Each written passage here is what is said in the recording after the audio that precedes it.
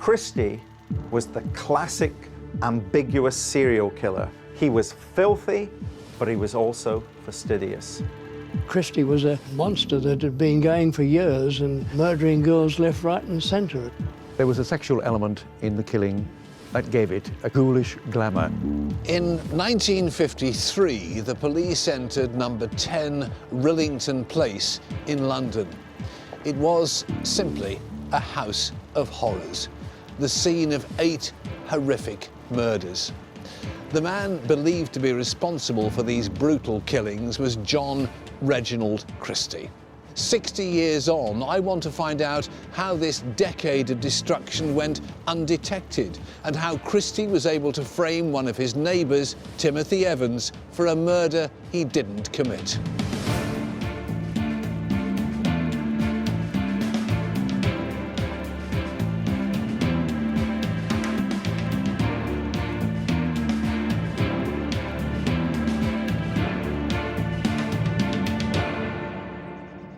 I'm Fred Dinenage. As the official biographer for the Kray twins, I've learned firsthand that when it comes to crime, there's always more to the story than meets the eye.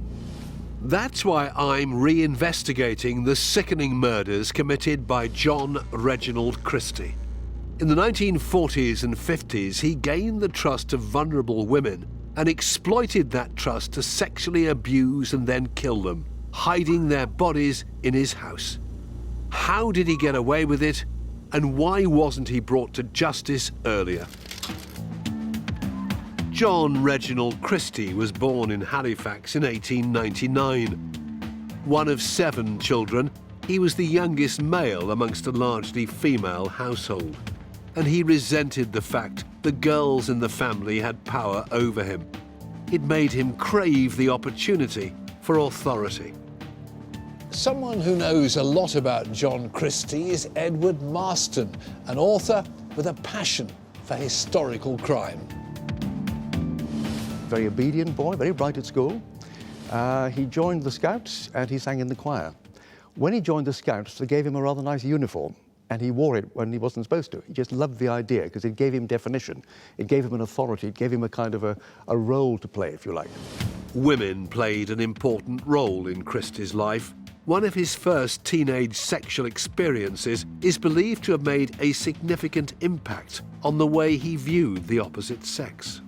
The girl with whom he went was slightly more experienced, and he wasn't able to have sex with her. So, of course, she told her friend, who told the rest of them, and suddenly his nicknames became Can't Do It Christie or Reggie No-Dick. And that's very humiliating if you're in a small community. The problems Christie suffered in the lane were to haunt him throughout his life. I want to know if these frustrations played a pivotal role in Christie becoming a serial killer. Professor David Wilson is a leading expert in understanding the criminal mind. Here's the thing, Fred, which I think has quite a big and marked impact on Christie's development as a killer. He had impotence problems, certainly when he's dealing with a woman who can exercise her own power, the power that comes from her gender. And I think that has quite a big pattern on the way that Christie's going to behave later with those women that he kills. After leaving school, Christie worked as a cinema operator and then a postman. When he was 21, he met Ethel Waddington. She was plain and homely. After a short courtship, they married. The marriage appeared to be happy for a while. He admitted later that sex was always very sporadic between the two of them, so there was no possibility of children, obviously.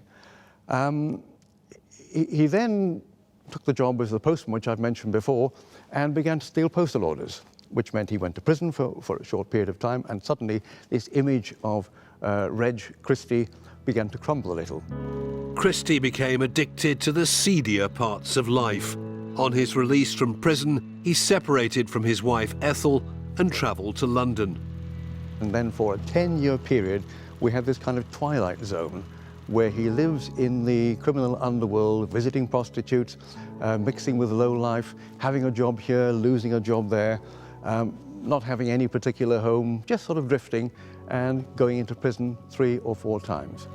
By the beginning of the Second World War, Christie came to the conclusion he wanted respectability. So he persuaded his wife Ethel to return to him. The Christies relocated to Notting Hill in London and moved into a small flat in 10 Rillington Place. Here, nobody knew of Christie's criminal past. He set out to establish himself as a respected member of the community. He saw an advertisement in the paper for the police reserve. He applied, didn't mention the fact that he had 4 convictions, of course, and foolishly they didn't check. So Reg Christie, the convicted criminal, is suddenly in uniform as a symbol of, all that's good and the right side of the law. And of course, being a special constable, that gives him further opportunities to meet and engage with people, specifically young women, that he might want to have some power and control over. Indeed, he's so fastidious in his role as a special constable, the neighbours describe him as the Himmler of Rillington Place. Christie's position gave him power over the community, and he exploited it. And having worked with the criminal underworld, prostitutes would give him free entertainment, shall we say, if he turned a blind eye to their soliciting and so on. So from his point of view, it was wonderful. I'm going to meet a man who remembers wartime Britain very well. He's 96-year-old Len Trevelyan, who saw service as an RAF pilot and also as an officer in the Metropolitan Police. He came face to face with Christie. Can you describe to me Rillington Place, what it was like? It was a little cul-de-sac with a brick wall right across the road at the end of 10 Rillington Place. And the houses there were all occupied multi-tenancies, 3 and 4 to a room. Rillington Place was in a poor neighbourhood. However, it was a perfect location for the now respectable Christie to continue with his seedier pastime. And in that sort of Rillington Place area, I mean, how big a problem was prostitution at that time? Many people had lost their husbands or the girlfriends who'd had boyfriends that killed in the war. So there were a lot of women with no men folk behind them. And the only way they could get a living was prostitution. With no contraceptive pill and no legal abortion, many of the women found themselves with unwanted pregnancies. Len Trevelyan believes Christie and his wife Ethel capitalised upon this, carrying out illegal abortions in their kitchen. They had this deck chair in the kitchen down below, and the girls would sit in this deck chair with had strings across the base of it, and so his wife was able to perform the abortion. He had a rubber tube from the gas stove and a tin fashioned like a mask at the end, and he used to put the girls out with coal gas. So they were working a little scheme that was working very well. It's Len's belief that the Christies became well known amongst ladies in the area for their procedures. But life changed for a while when in 1943 Ethel went to visit with her sister in Sheffield. With his wife away, Christie became involved with a local prostitute. Ruth Fürst was an Austrian émigré. She came over to this country to train as a nurse, but by the time she meets Christie in 1943, she's by and large selling sexual services to American Air Forcemen. In other words, she's working as a prostitute. With Christie's wife away, Ruth became a regular visitor to his ground floor flat, where he paid for her services. Christie gets a telegram from his wife saying she's coming back from Sheffield, and I think he doesn't want to take the chance that Ruth Fürst isn't going to spread rumours about him, isn't going to turn up at 10 Rillington Place, demand to speak to Ethel Christie, Mrs. Christie, and tell her exactly what's been happening. And I think it's that telegram that causes Christie to think he'll have to dispose of Ruth Fürst. During their final sexual encounter, Christie strangled Ruth. Years later, he would tell the police, she was completely naked. I tried to put her clothes back on her. She had a leopard skin coat, and I wrapped this around her. I took her from the bedroom and put her under the floorboards. Of course, killing someone is the ultimate form of power, the ultimate expression of the control that you have over that particular victim. So clearly this is the beginning of that sexual fetish that he has emerging. Christie's first murder had given him a thrill. He was soon looking for another victim to satisfy his desires. Christie carried on without a care in the world. He'd given up his job as a special constable and was now working at the Ultra Radio Works in Acton. It was there that he met Muriel Eady. Muriel Eady came from a respectable family, spinster in her 30s. They met regularly in the canteen over a meal, and she grew to trust him. And she had this problem with catarrh, and she talked about that, and that sort of set his mind rolling. With his wife away, Christie offered to cure Muriel of her affliction using a breathing device. When she visited 10 Rillington Place, he put a mask on her face. It was connected to the gas. That gas will render Muriel Eady unconscious, and I think Christie enjoys having women unconscious because that way he can control them further, as opposed to a living, breathing woman who's going to have her own views about what might be happening in terms of their relationship. With his victim unconscious, Christie had sex with Muriel, and then he produced a rope and strangled her. He had this phrase about, I felt this wonderful sense of excitement and this wonderful sense of release, which could only happen, not with his wife, but with people in this situation. Christie had now taken the lives of 2 young women, Ruth Fewest and Muriel Eady. He buried their bodies in his back garden. Nobody knew they'd been visiting Christie. It meant he was free to continue his murder spree, and it wouldn't take him long to strike again. I'm Fred Dinenage, and I'm re-investigating the murders committed by the infamous serial killer John Reginald Christie. By 1947, he'd strangled 2 women and buried their bodies in his garden at 10 Rillington Place. This was just the beginning of his killing spree. Christie hid behind an air of respectability, working as a ledger clerk at the post office. It's alleged that he, along with his wife Ethel, also helped out women who found themselves with unwanted pregnancies. In 1948, a couple by the name of Evans moved into the flat above the Christies. Tim and Beryl Evans were expecting their first child, and they quickly attracted the attention of their sinister neighbour. Here's this young couple, moved from Wales, Timothy Evans is from Wales, moves into London trying to get a job. This is a young man in his mid-20s, newly married, working as a van driver, and crucially has an IQ reputedly to be around 70. And he's got this wife as well that Christie clearly is interested in, because we now know, of course, that Christie's interested sexually in young women that he can have power over. The Evanses had their first baby, Geraldine, but family life wasn't all they'd hoped it would be. The cramped and squalid conditions of Rillington Place weren't ideal to raise a child. The problem came when she conceived a second child, and suddenly panic set in. They were all short of money. He was earning £7 a week and could make it up to £8, but then that had to cover the payments on, well, the rental obviously, the payments on the furniture, and all the other things.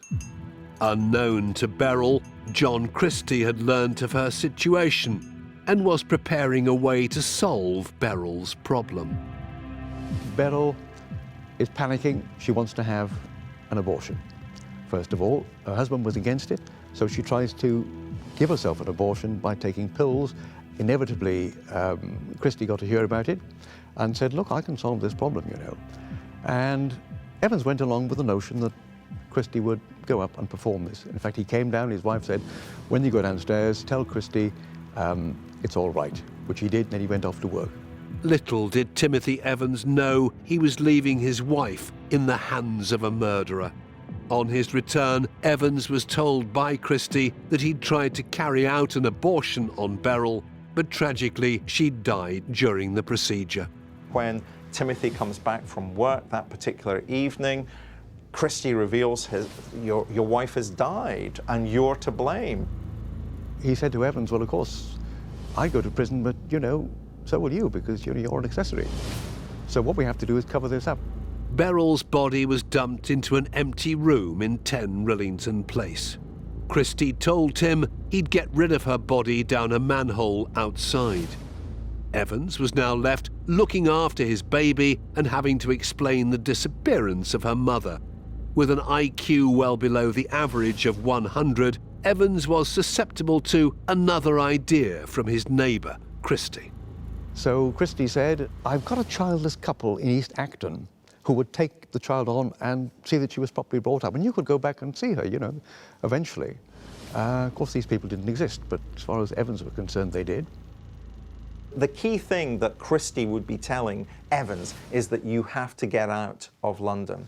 But don't imagine that Timothy Evans is going to behave logically. Timothy Evans was a young man, clearly stressed, clearly doesn't know how to react, and is listening to somebody who he thinks is looking out for his best interests, so he simply does as he's told.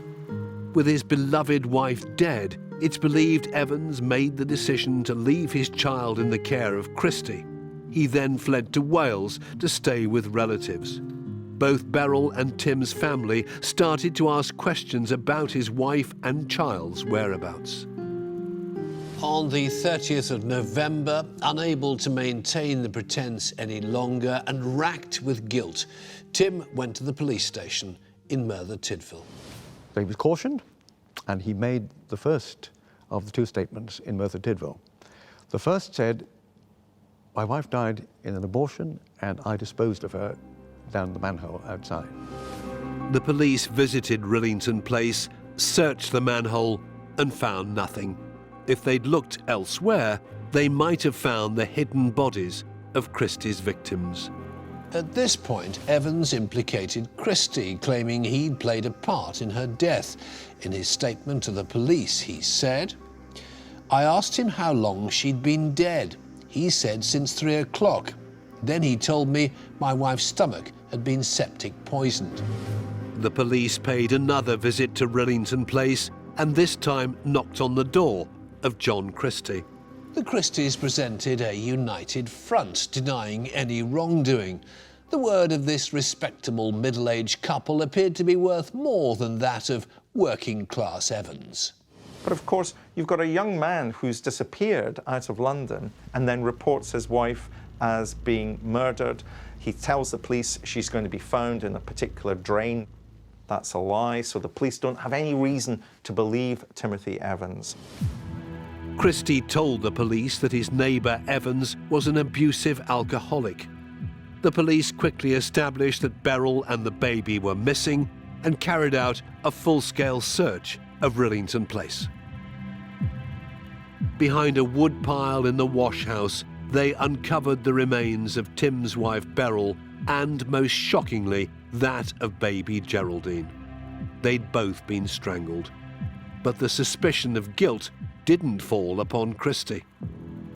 He was taken to see the bodies at the mortuary, but he was shocked by the fact that his daughter was dead, because he'd come back firmly believing that Geraldine was still alive.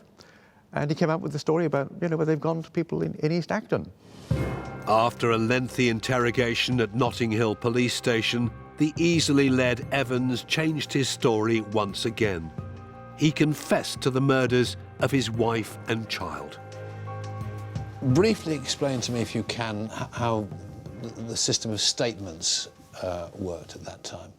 A CID officer were trained to take it. They had to go on a course and learned how to take statements. And statements are taken from prisoners under caution. And they write down his answers. In those days, it was no typewriting or recordings. They had to write out his statements and get him to sign it and acknowledge it. The statements given in this case were crucial. Evans had difficulty reading and writing, so his account was dictated to the police. I'm going to meet Dr. John Olson, one of the leading experts in forensic linguistics, who believes a full stop is just as revealing as a bloodstained knife. If you think of language as being something which is very formal at one end very informal at the other. So at the higher end of this, we would get what is called police register, and at the other end, we would get what we would call very colloquial language. What we find in the Evans statements is a complete mix. But in the Merthyr-Tydfil statements, we don't find a great deal of mixture of register. It is fairly faithful to the way that that Evans probably would have spoken. What about when we get to the statements made to the police at Notting Hill Police Station? I think we have a completely different situation. Can you illustrate that? Yes, we can see that I've put a blue rectangle around the first sentence there, where it says, she was incurring one debt after another. He wouldn't have said This is incurring. Absolutely not. I mean, this is very high register language. Yes. And here we have, I would think, a number of examples of police-type language. We have squandering. I accused her of squandering the money. Not a word Evans would ever have used. I don't think so. No. I don't think so. It's a little bit like incurring. Yeah. It's kind of, it doesn't really belong there, I feel.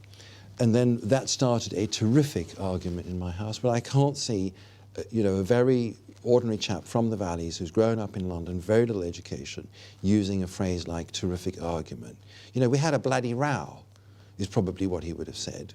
Do you suppose Evans actually understood fully what he was alleged to have signed and said? No, not at all. On the 11th of January 1950, Timothy Evans went on trial at the Old Bailey, charged with the murder of his daughter Geraldine.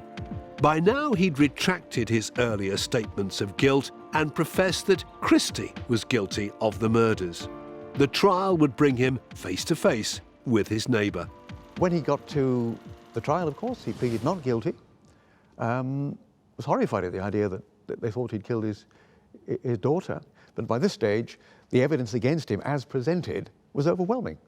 You know, here was a man, lived with a woman, needed to get rid of the child, killed her in a row, it was said. The two Christies swore that they'd heard a thud in the room above. And here was a man who'd been a policeman, who knew how to talk to policemen, who'd been in court a number of times, who knew the ropes. So Christie sold him down the river? Christie sold him down the river, and of course was the chief witness. The trial lasted 3 days, and after just 40 minutes of deliberation, the jury found Evans guilty of murder. He was sentenced to death. Christie's evidence had been instrumental in convicting the trusting young man. The bodies of the 2 other women Christie had previously killed remained undiscovered. He was still free from suspicion. As the Christies left court, Evans's mother shouted at him, "Murderer, murderer." Ethel, Christie's wife, leapt to his defence. "Don't you dare call my husband a murderer," she said. "He's a good man." While Christie went off on holiday to Sheffield, Evans appealed to the Home Secretary, Mr. Tudor Ede, but was unsuccessful. Timothy John Evans was hanged on March the 9th, 1950, at Pentonville Prison. He protested his innocence to the end, but it did no good. In the eyes of the law, the case was closed. They had their man, or so they thought.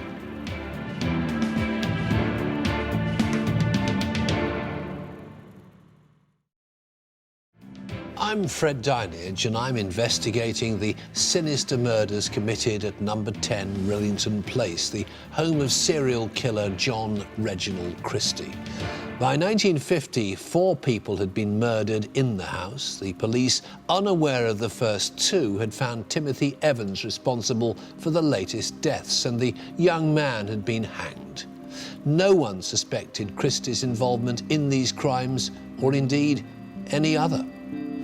Life in 10 Rillington Place had changed since the death of Beryl and Geraldine Evans. A new landlord had filled the empty flats. Christie didn't want the new residents to discover the 2 bodies of Ruth Hewist and Muriel Eady he disposed of on the premises. Faced with increased comings and goings from their neighbours, tensions between Ethel and John Christie began to rise. Well, here you've got Christie, after Evans is hanged, as he must have felt he'd got away with it again. He must have felt powerful again. I think, interestingly, that Ethel, Christie's wife, exercises some kind of informal control over Christie's behaviour. but her relationship with Christie is breaking down. So the two of them living close together began to argue much more. She was very depressed. She was on tablets. And there came a point, I think, when she must have known rather more than she wanted to, began to put two and two together. You know, there must have been seeds of doubt in her mind. And I think when they were close together and nothing else to do but be close together, Ethel began to challenge him. Nobody can really be sure why, but on the 14th of December 1952, Christie decided to turn his attention to Ethel. He strangled his wife in their bed with a stocking. Unlike his previous murders, he didn't take advantage of her sexually. His wife of 32 years had now become just another victim. Christie wrapped her body in a blanket and placed it under the floorboards.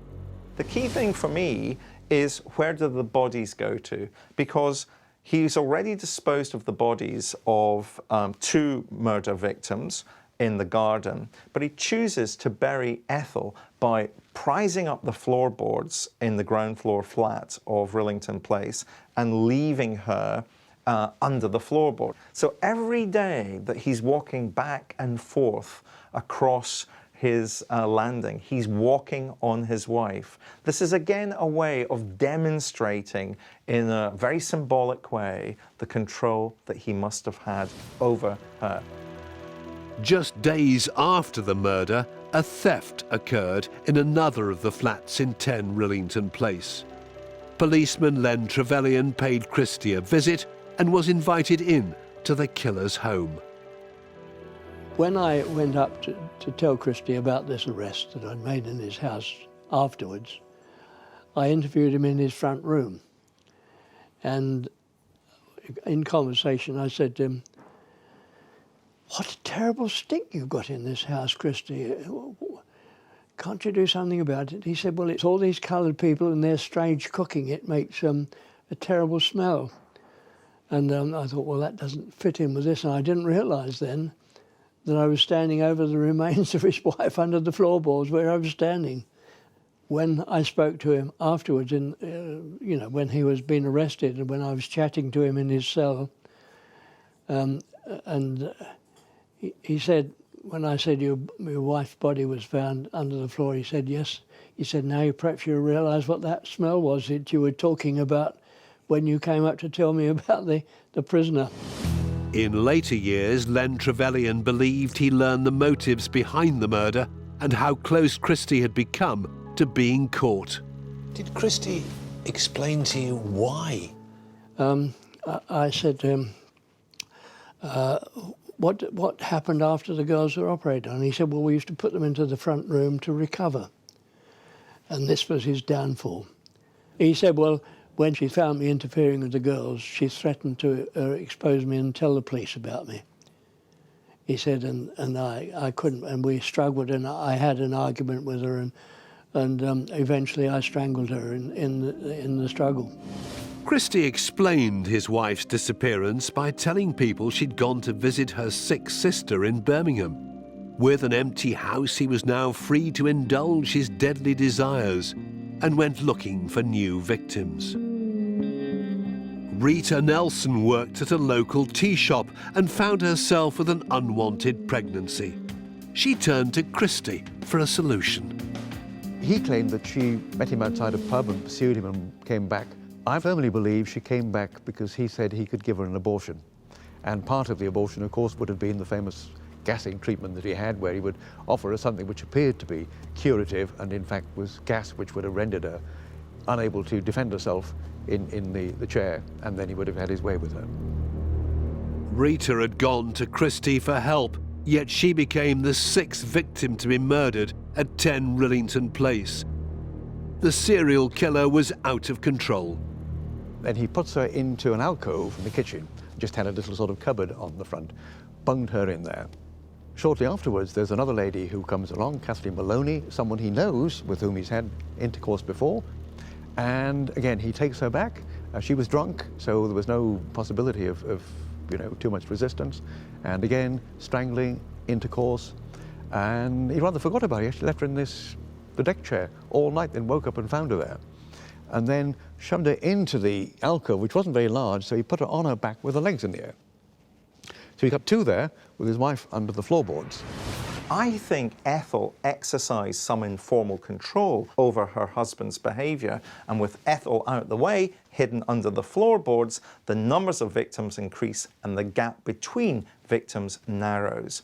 Now, crucially, Fred, remember this kind of idea that the serial killer at the end of a killing cycle simply inhabits, operates in a world that makes sense to that killer rather than makes sense in any cognitive way that you and I might recognise. Christie was murdering vulnerable women he knew wouldn't be missed. Hectorina McLennan was in need of somewhere to live. Christie heard about her plight and offered her his flat. But she wasn't alone. Hectorina had a boyfriend called Alex Baker who moved in with her. Christie wasn't impressed, but still let them stay. After 3 days, they decided to leave. Christie asked her to pay him one final visit before she moved on. It would be her fatal mistake. He strangled 26-year-old Hectorina before taking advantage of her. Christie then took her body to the alcove, placing it alongside his previous 2 victims. Of course, Baker came expecting to find her there, and Christie said she never turned up. Let's search the house. So they searched the whole house for her, and she wasn't there. Christie made him a cup of tea to calm him down. They searched the streets in a search that Christie knew was totally futile. And for the next few days, he went and saw Baker, kept saying, is there any news, you know, what the hell has happened to her? But all the time he knew exactly what had happened to her. Behind closed doors, Christie was becoming nervous. The bodies of his victims were literally beginning to stack up. Christie took the decision he needed to move away from the scene of his crimes. But with no money, he decided to sublet the flat. Christie then met 2 people called the Reilly, husband and wife, and persuaded them that he was the landlord and that they could move in, and he took the rent off them for quite I think it's like 3 or 4 weeks in advance. Christie then packed up everything that he thought was important, and off he went. Christie vanished, leaving behind the house that had bore witness to 8 murders and still contained 6 of the bodies. So by the end of a killing spree, a serial killer is psychologically disintegrating. He's no longer thinking in any way that you and I could recognize as logical. Some people argue that they disintegrate because they want to be caught, because they're basically saying, stop me. Whereas I tend to think, given some of the people I've worked with, it's not so much that they want to be caught, it's because they're so filled with power, because frankly, if you've got away with propping up a trellis in your garden with the bone of Muriel Eady and nobody's ever noticed that, if you've been putting your wife under the floorboards and nobody's ever noticed that the smell is overpowering, of course you're going to think you can get away with anything. On the 24th of March 1953, Beresford Brown, a new tenant of number 10, was fixing a bracket to the kitchen wall. He noticed wallpaper covering an alcove. On ripping the covering off, he was the first to see the true horror Christie had left behind. Once again, the police were called to 10 Rillington Place. This time, they left no stone unturned. They found 3 bodies in the alcove. Under the floorboards, they found Christie's wife, Ethel. And in the garden, they unearthed more remains. Bone after bone was retrieved, forming the skeletons of Ruth Fewest and Muriel Eady. By March 1953, 10 Rillington Place had turned into a real house of horrors. The discovery of 6 bodies started the hunt for a ruthless killer, a killer who'd spent a decade living as a real-life Jekyll and Hyde. Just how had this serial killer got away with murder? I'm Fred Dinenage, and I'm investigating the hideous crimes committed by John Reginald Christie. He was a man responsible for the murder of at least 6 women, one of whom had been his wife. Many believed he'd also killed Beryl Evans and her baby Geraldine, and allowed Timothy Evans to hang for the crime. By 1953, Christie was on the run. The police launched one of Britain's biggest ever manhunts, having uncovered a scene of devastation at his flat. They discovered the bodies of 6 women hidden at 10 Rillington Place. Several of them had never been declared missing, and Christie had covered the murder of his wife by telling people she was away visiting relatives. He'd got money from his wife's bank account, just over £10, and clearly he was on the run and he was crumbling. He went straight to a Rowton house, which is a place for down and outs, where you slept in a huge room with all the beds, cheek by jowl with each other. Made no attempt to disguise his identity and gave his insurance card and so on, and then just sort of drifted. Wandered through London. How he slept, we don't know. On the 31st of March, a man was stopped by police on the embankment near Putney Bridge. He called himself John Waddington. On further inspection, it was obvious that this man was in fact the sadistic killer they were looking for. It was Christie. He was taken to Putney Police Station and accused of murdering his wife, Ethel. Christie claimed it was a mercy killing. He'd awoken and discovered her convulsing, unable to breathe. He then went on to describe the other killings as acts of self-defense or accidents. He had a capacity for deliberately forgetting things, of putting unpleasant things in a part of his mind that he closed the door on, as it were. So he always showed himself in a good light. He's either the victim of these women when they come back, they attack him, he has to fight them off, and somehow, I don't know how, they fall dead at my feet. He doesn't mention the gassing, and he doesn't mention the intercourse that he had with them. He's either a mercy killer with his wife, or in the case of Beryl Evans, he's there to help her commit suicide, which again, could be seen in a certain light. Christie was aware that if he was tried and found guilty of the murders, he'd be executed. By distancing himself from them and portraying himself as insane, he'd have an opportunity to escape the gallows. Forensic linguist John Olson has examined the statements Christie made and thinks they reveal how cunning he was. So he was a good user of language, he was articulate, and in my experience, when the police are dealing with a very articulate, clearly spoken person, then they are not going to alter that language in any way. Although it was all about him, he had this way of kind of making himself invisible in the text. Can you give me an example? Certainly can. Here he says, the statement I made on the 5th June 1953 is true so far as I remember what happened, except that a square scarf was not used when the gas was inhaled.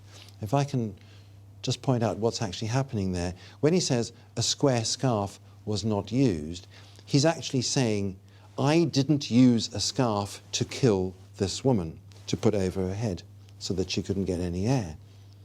But he's phrasing it in this very impersonal way, as though it's almost somebody else who's doing the action. He's sort of absenting himself He's away definitely from it. absenting himself. Yes.